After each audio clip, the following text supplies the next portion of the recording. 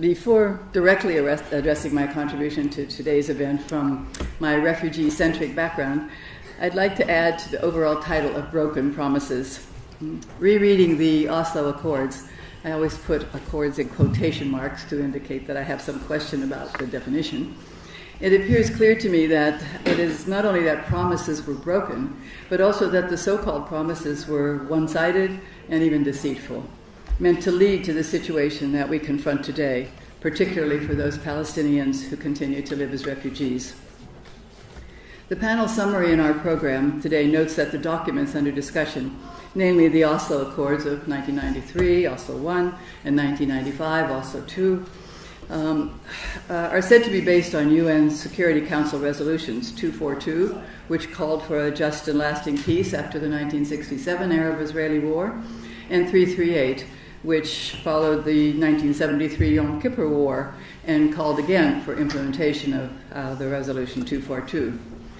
The goal of both the resolutions and the accords was to arrive at a peace treaty which would fulfill, and I quote, the right of the Palestinian people to self-determination, and we're still waiting for that. There is, however, no reference in the accords to UN Resolution 194 and the right of refugee return in international law. The summary further states that since reference to the applicability of international humanitarian law to the occupied territories is omitted, the approach to permanent status issues, among them, and you've heard this before and you'll hear it twice from me, among them borders of a future Palestinian state, security, terrorism and self-defense, security based on demographic realities, refugees, their return to Palestine, Jerusalem, and a number of commentaries around mutual recognition and the end of conflict. In most documentation, the phrasing of these issues is very much focused on the imperatives of Israel. Not surprisingly, as Israel, we heard this morning, was and still is noted by all observers without exception to be the stronger party in the negotiations. As the Security Council resolutions were never fully implemented and did not lead to peace, the Accords waited for the next round, the 1978 Camp David Accords, equally in quotation marks. Whence the resolutions and Accords all remained important references in subsequent negotiations to resolve the Arab-Israeli conflict, and particularly the status and future of Palestine and the role of the Palestinians. None of these exchanges allowed an equal or even a fair role for the Palestinian side, and were a portent of what continues until today, ignoring the crucial importance to the Palestinian people of the so-called permanent status issues, which I repeat, statehood, borders, land, independence, self-determination, settlements, Jerusalem, status, and the right of return, or more broadly, the future of the Palestine refugees, or of the refugees generally. As former Commissioner General of UNRWA, I hope you tolerate my dwelling on refugee considerations, particularly that of the right of return, and other concerns which could and should have been addressed had international humanitarian law been observed in the negotiations. True, IHL, as we call it, is often neglected or ignored or deliberately breached, but rarely so clearly and for so long as in the Israeli-Palestine exchanges, both in Oslo and in Camp David, brokered often by interlocutors who appeared to favor the stronger party. My thoughts are prompted first by decades of unhappily following the fits and starts of Palestinian attempts to achieve independence, and all the thwarted attempts to counter, with dignity, the daily humiliating oppressions of those who live as refugees, but also more personally by my experience of living in Gaza for 10 years, 2000 to 2010, working for the UN agency created in 1949 precisely to address the needs of Palestine refugees. The recent decisions by the United States defunding UNRWA by $300 million and by the PA by $200 million is alarming, painful, and condemnable.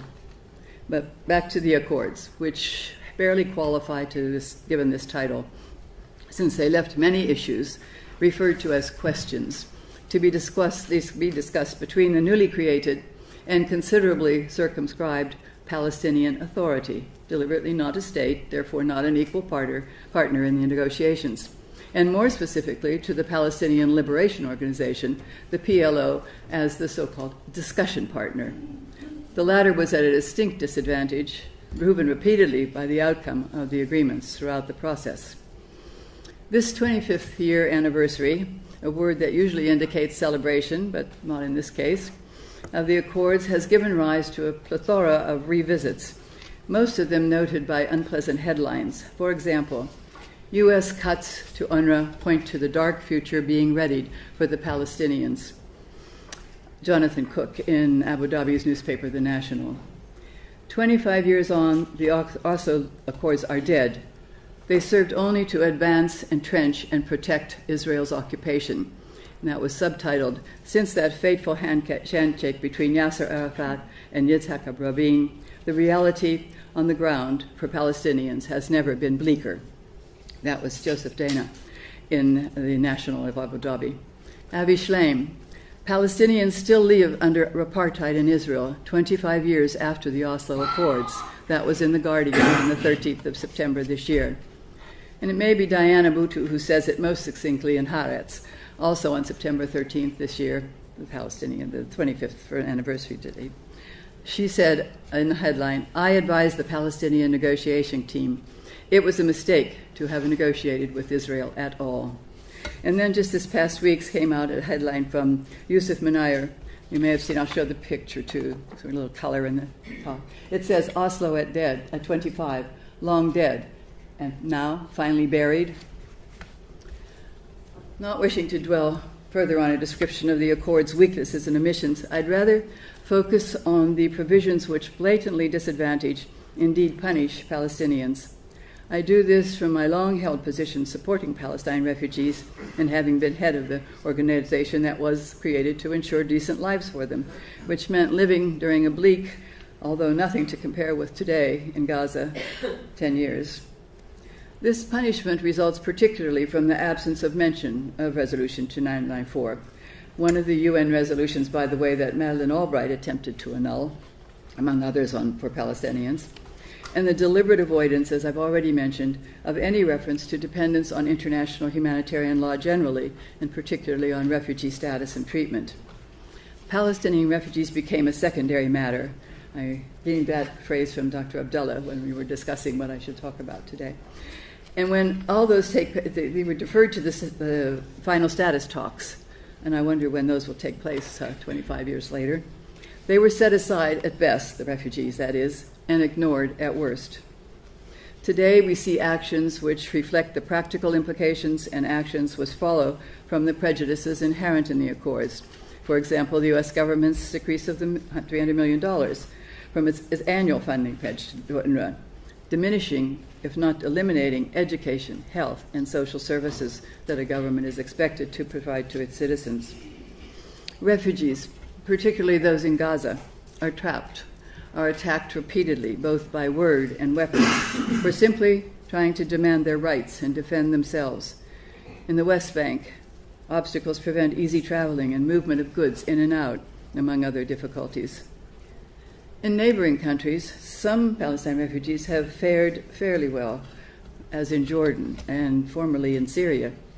But the current discourse, based on the omissions from the Oslo Accords, have led to host governments and the refugees themselves objecting strongly to the governments of the United States, Israel, and others, suggesting that those refugees who've been in other countries, some for decades, should be granted citizenship of those countries. This is easy. If you eliminate the problem, you don't have to find a solution. While both analysts and critics of the Accords suggest that the discussions were not conducted as if between equals, resulting precisely in favoring one side's demands to the complete disadvantage of the Palestinians. In hindsight, one might wonder how the Accord documents 1 and 2, 93, 95 could have been agreed and signed. At least one can now call attention to the necessity of acknowledging the unfortunate outcomes still looming for Palestine and Palestinians, particularly for the Palestinian refugees who remain in limbo 25 years later. Now, not only in limbo, but increasingly disadvantaged, fighting with their meager political resources for their rights, not only to their land, but also to necessities such as water, electricity, education, medical care. The list goes on, if one wants even to compare quality of life in the occupied territories to that of citizens in neighboring independent countries. Even during that somewhat better time when I lived in Gaza, the UNRWA administration spent its time negotiating down to the precise calorie necessary for the number of residents, moving the agreed-upon quantities in and out, just as the movement of the Palestinians themselves, including the non-refugees, had to be negotiated and agreed upon with permissions given, while journeys of both goods and people were planned with no certainty that they would actually be honored when approaching the border crossings. We can discuss at length what the Oslo negotiations neglected and what is missing in the accords, to the increasing disadvantage over the years for the Palestinians. Our concern, however, should be how to deal with what we face today. I think every day about former colleagues, friends, and all others I left behind, in Gaza particularly, and now in Syria as well, and see no feasible attempts to relieve their deprivations and sufferings. Almost all of them are stuck, without permission to leave the Gaza Strip or the means to leave Syria. Their hopes for the future, for their children's well-being, for rescue of any sort in any field decrease day by day.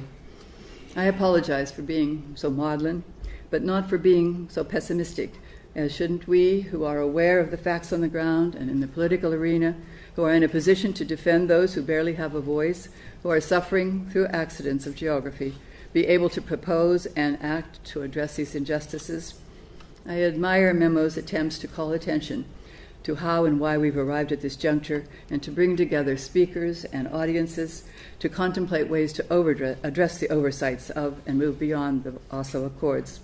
I very much look forward to the discussions today, hoping to glean ideas from whether there are possibilities to address the current conditions for Palestinians and what can be done today and tomorrow to relieve the plight of the many refugees, particularly those dependent on UNRWA services. Thank you.